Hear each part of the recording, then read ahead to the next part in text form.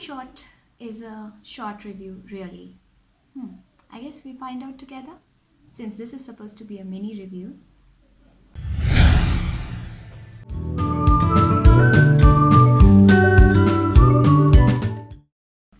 Hi guys, this is Malvika from Vanton Ruminating, and it's a new introduction. I thought it's good to let people know what my name is, so that you know how to address me when you are throwing roses my way or even brickbats.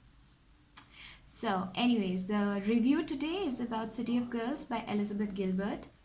And Elizabeth Gilbert is famously known for her book Eat, Pray, Love, which was also turned into a movie with the very gorgeous, very good looking Julia Roberts.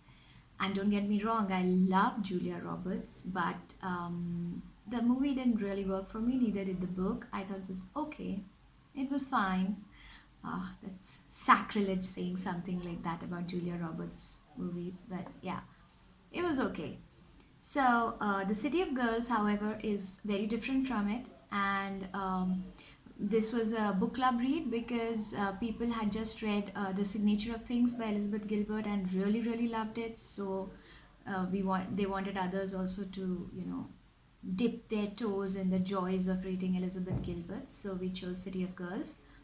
And I'm glad that they did because even though I was a little late in reading this book, I have read only 4 books this month, and that is just horrifying. I don't know what, there's something wrong with my time management. I don't know what I'm doing, but, anyways. So, City of Girls, I really like that book. It's about the city referred to in the title is, of course, New York City, and the great love of all romantics in the world. I think second only to Paris, France. And the as you begin to read, and as you go through the book, you realize the author's love for the city. It just shines through everywhere, and because the character embeds herself in this place, and you know thrives in it and feels nourished by it and all those things.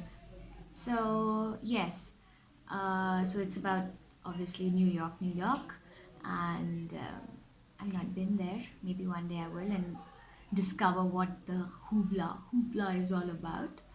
And then it is about girls. It's about women. It's about all these different women, who come to that great city and find themselves.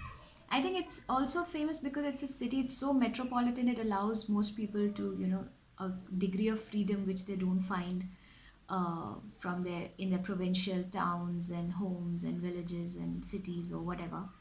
And they meet so many different people, and it's a hub of art and culture. And so, obviously, Vivian comes here and she finds herself, she lands in New York City with a sewing machine of all things, which is a really lovely twist, I think. You just don't expect this girl who comes from this very elite family to, lug around a little sewing machine with her, which is a legacy from her grandmother who taught her how to sew.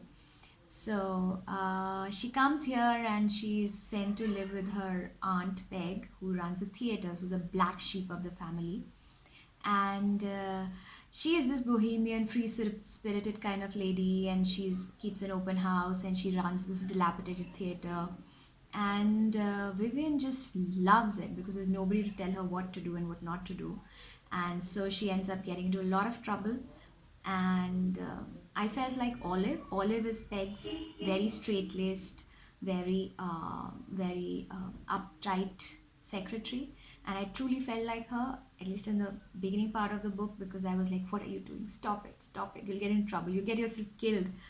And there's a point where someone actually, Vivian's brother actually says this to her, that you would have been dead in a gutter. And I was like, oh my god, I was thinking the exact same thing. So, even though it's about freedom and it's about a lot of things, but a lot of such things, but I do realize that now that I'm a parent, I do, when I read such stuff also, I marvel at the confidence of youth. They feel that nothing can hurt them. They can go and do and put themselves in any number of situations and just come out of them unscathed.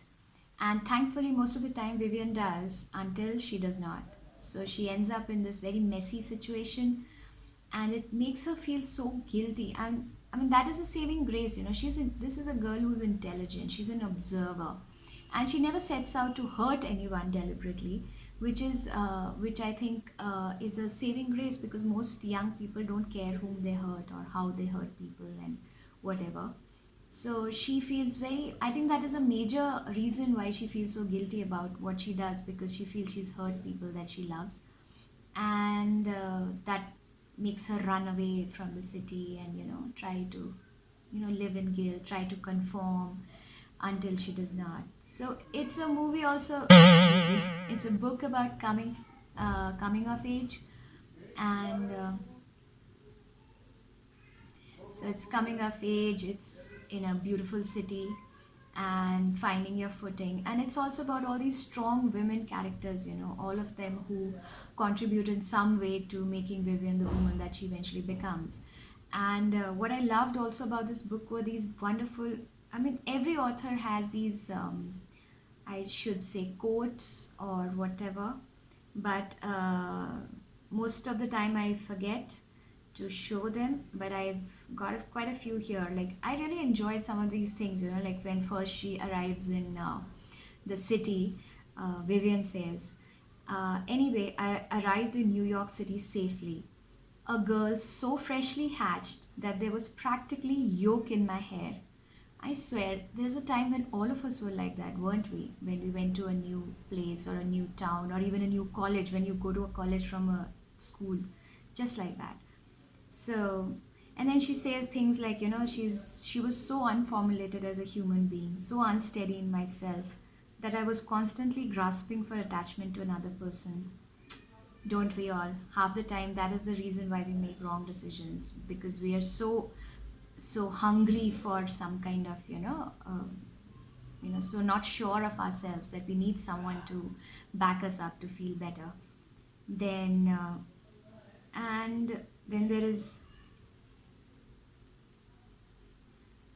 then she says, she's okay. So the book starts with, by the time we meet her, the story starts is somewhere around 1940, and when we meet the story starts from there. Sorry, what am I doing?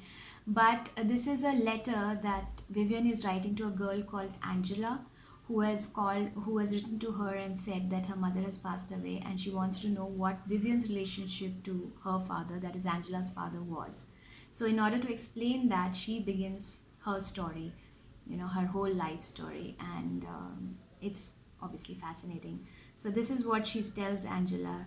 See, Angela, history is not so busy shaping nations that it cannot take the time to shape the lives of two insignificant people. So even as we, history is not something that happens to other people, it happens to us as well, all the time. It's happening right now. So I love that.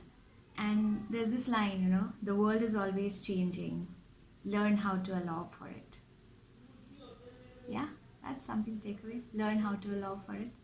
So yes, I adored this book. I think Elizabeth Gilbert really caught on to something. I enjoyed it. I think this is a book that all 20 something girls should definitely read, except for the, unprotected sex all the time. I was just very worried, when those women were doing that. But I think there are a lot of lessons to take away, nice, good lessons.